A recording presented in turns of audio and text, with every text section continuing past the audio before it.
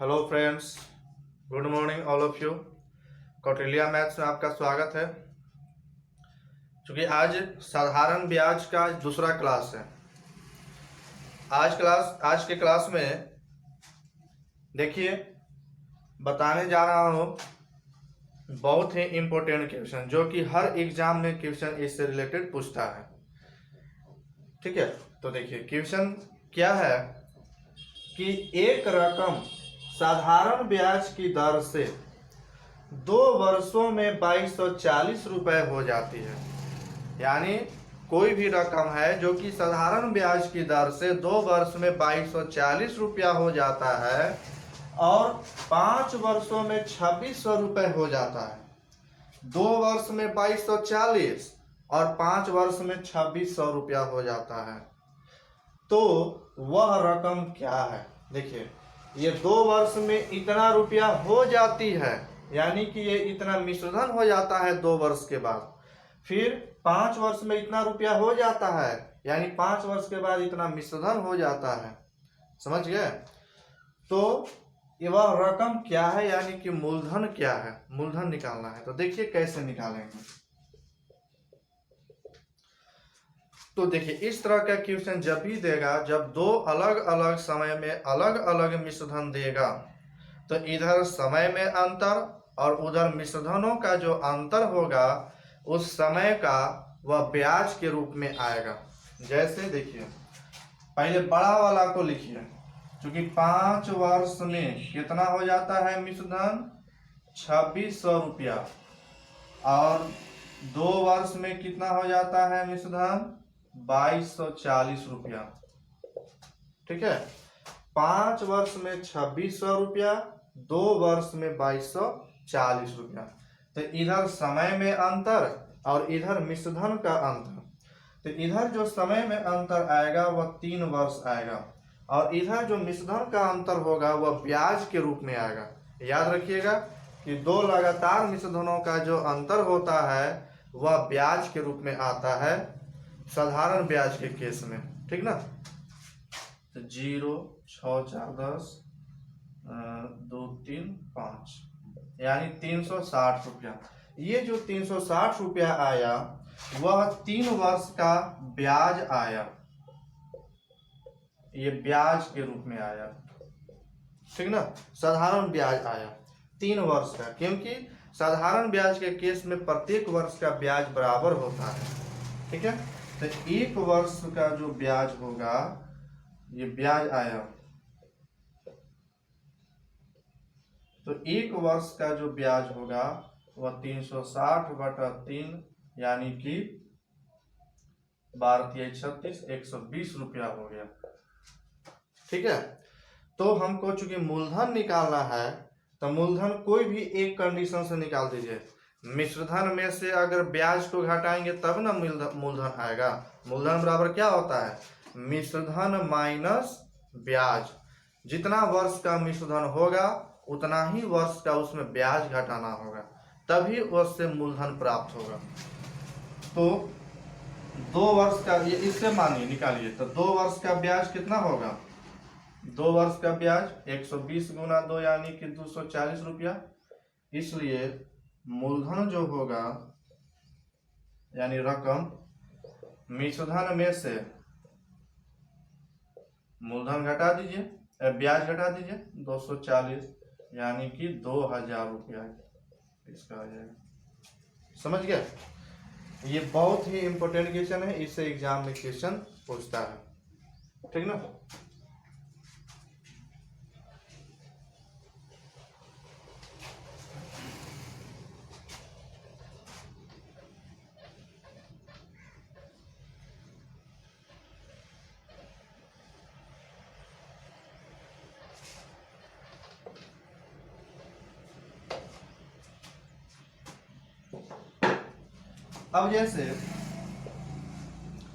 अब जैसे मान लीजिए दर को बढ़ा दिया जाएगा।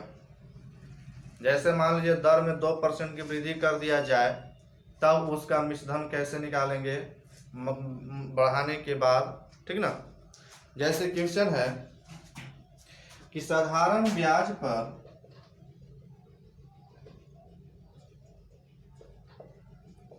₹500 की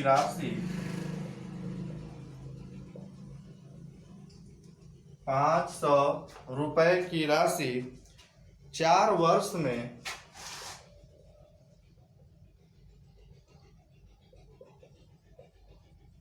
600 रुपए हो जाती है यदि दर 2% बढ़ा दी जाए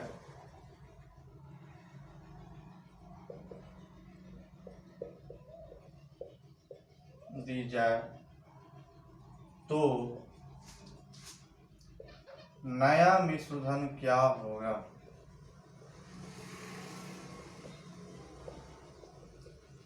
देखिए, ये भी बहुत ही इंपॉर्टेंट क्वेश्चन है एसएससी और रेलवे के एग्जाम के लिए।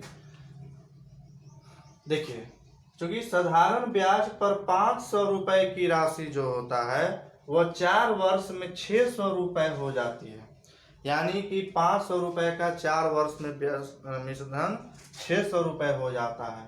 तो जब यदि दर को 2% बढ़ा दिया जाता तब उसका मिश्रधन क्या होता, यानी 600 रुपए की जगह पर कितना हो जाता, ठीक ना। तो देखिए, तो सबसे पहले देखिए प्रतिशत ब्याज में वृद्धि कितना होगा। प्रतिशत ब्याज में वृद्धि यानी 2% बढ़ा दिया जाता है, यानी कि उसका दर जब 2% बढ़ जाएगा, यानी प्रत्येक वर्ष 2% बढ़ेगा, तो 4 वर्ष में कितना परसेंट बढ़ जाएगा। अगर प्रत्येक वर्ष क्योंकि दर तो होता है वार्षिक ब्याज की दर से ना, तो अगर प्रत्येक वार्षिक ब्याज अगर 2% बढ़ जाए तो 4 वर्ष में कितना बढ़ेगा। तो 4 वर्ष में 4 गुना 2% बढ़ेगा, यानी कि 8% बढ़ जाएगा, यानी 500 रुपए का 8%, यानी कि 40 रुपया ना बढ़ जाएगा। बताइए, 2% जब बढ़ेगा तो 4 वर्ष में 2 चौके 8% बढ़ जाएगा। जब एक वर्ष में 2% तो 4 वर्ष में 4 दूना 8% बढ़ेगा, यानी बढ़ेगा। तो जब भी परसेंट के रूप में निकाला जाता है वैल्यू, परसेंट को निकालते हैं तो मूलधन के रूप में निकालते हैं, मूलधन का उतना परसेंट, यानी मूलधन का 8%, तो 40 रुपया उसका ब्याज बढ़ जाएगा। यानी अब जो नया मिश्रधन होगा वह पहले था 600, तो अब 40 रुपया बढ़ जाएगा, तो 640 रुपया ना हो जाएगा। यानी कि जो नया मिश्रधन होगा वह 640 रुपया हो जाएगा। ठीक है,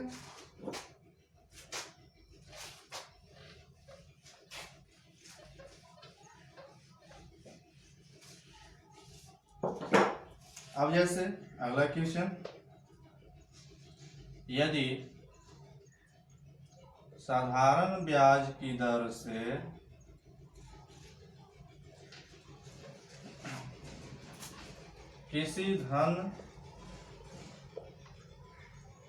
कोई धन 5 वर्ष में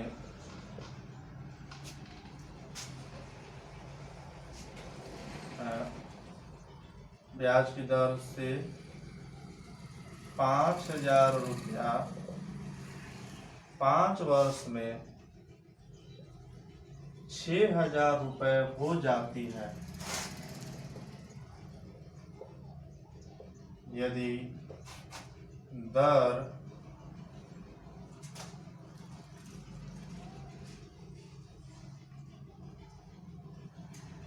5% या 3% घटा दी जाए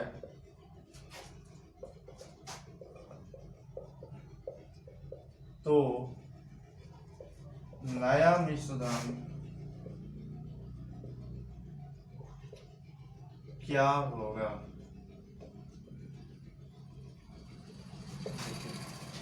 तो नया मिश्रधन क्या होगा, ठीक ना। तो अब देखिए, क्योंकि दर जो है 3% घटा दिया जा रहा है, दर तो हमको यहाँ मालूम नहीं है कि दर में 3% घटा करके उसका वैल्यू निकाल दें। तो यहाँ पर क्या करेंगे कि पहले देखेंगे कि ब्याज में प्रतिशत कमी देखेंगे, परसेंट के रूप में कितना कमी होगा। तो चूंकि 3% घटा दिया जाता है ना, यानी प्रत्येक वर्ष 3% घट जाएगा, तो 5 वर्ष में कितना घटेगा, 5 तिहाई 15% न घटेगा, यानी 15%। ठीक है, यानी 5,000 का मूलधन का 15% ना उतना घटेगा, 15%।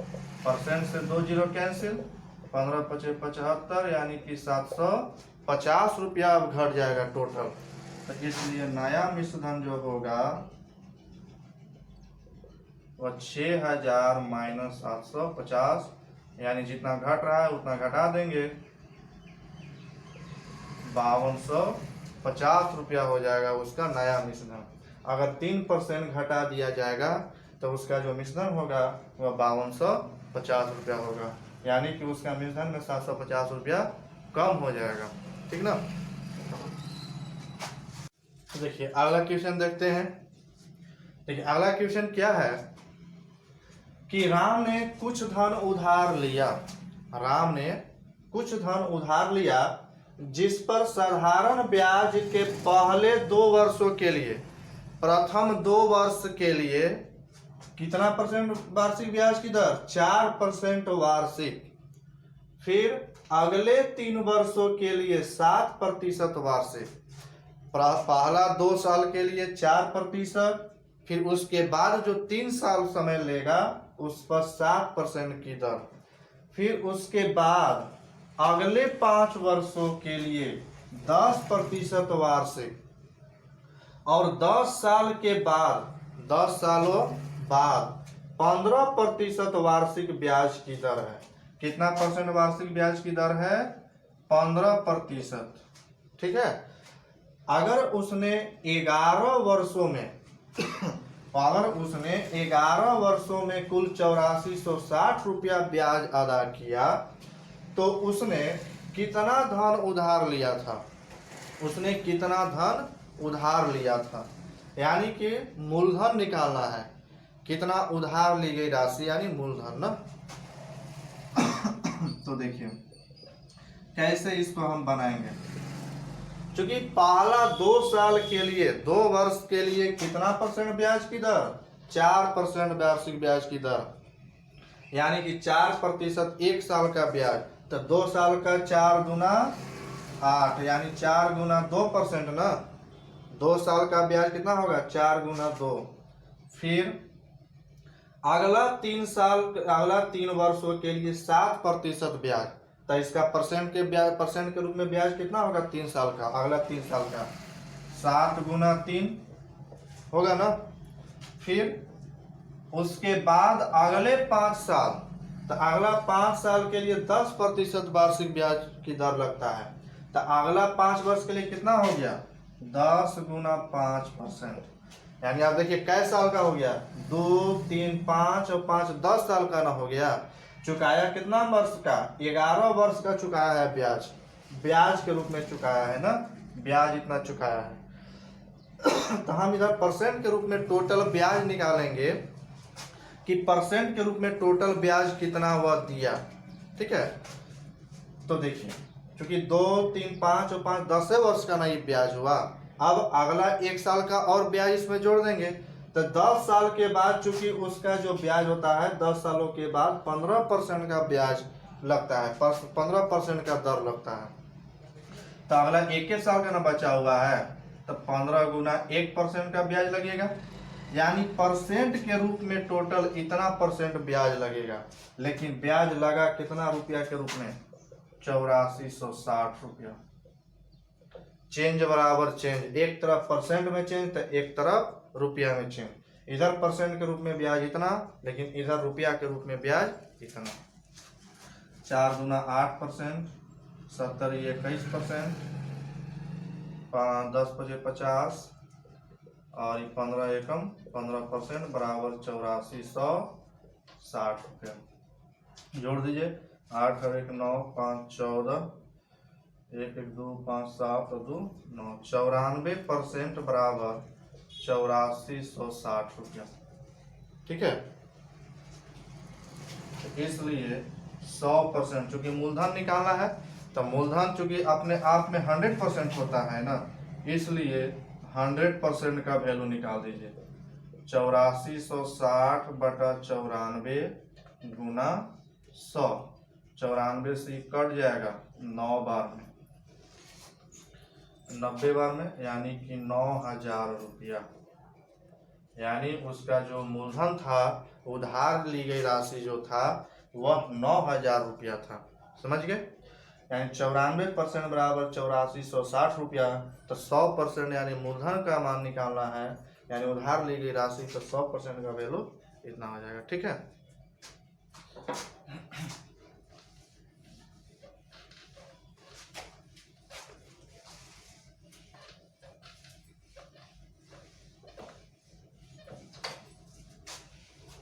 अब जैसे अगला क्वेश्चन है कि दीपिका पादुकोण ने 8% की दर से कोई राशि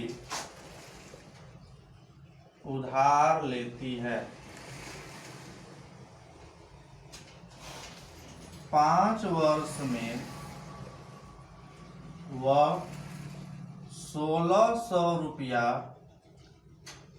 ब्याज के रूप में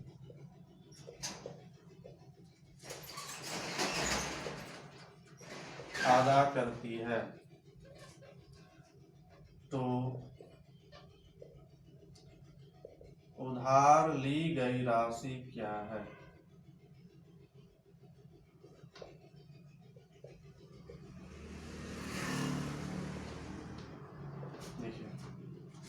दीपिका पादुकोण ने 8% की दर से कोई राशि उधार ली और 5 वर्ष में 1600 रुपया ब्याज के रूप में अदा करती है।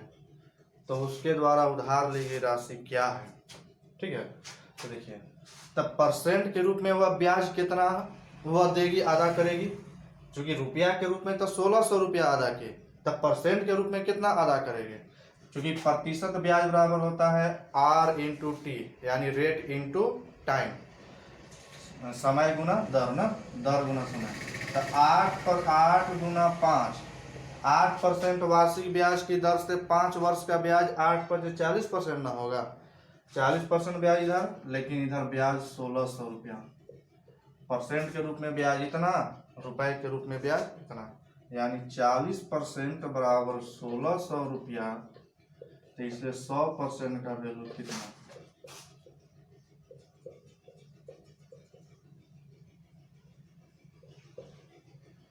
यानी कि 4000 रुपया।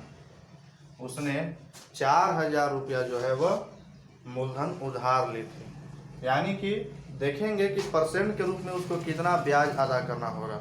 तो जब एक वर्ष में 8%, तो 5 वर्ष में 8 बचे 40% ब्याज अदा करना होगा। तो 40% ब्याज परसेंट के रूप में, लेकिन रुपया के रूप में 1600 रुपया। तो 100% का वैल्यू निकाल देंगे। तो 100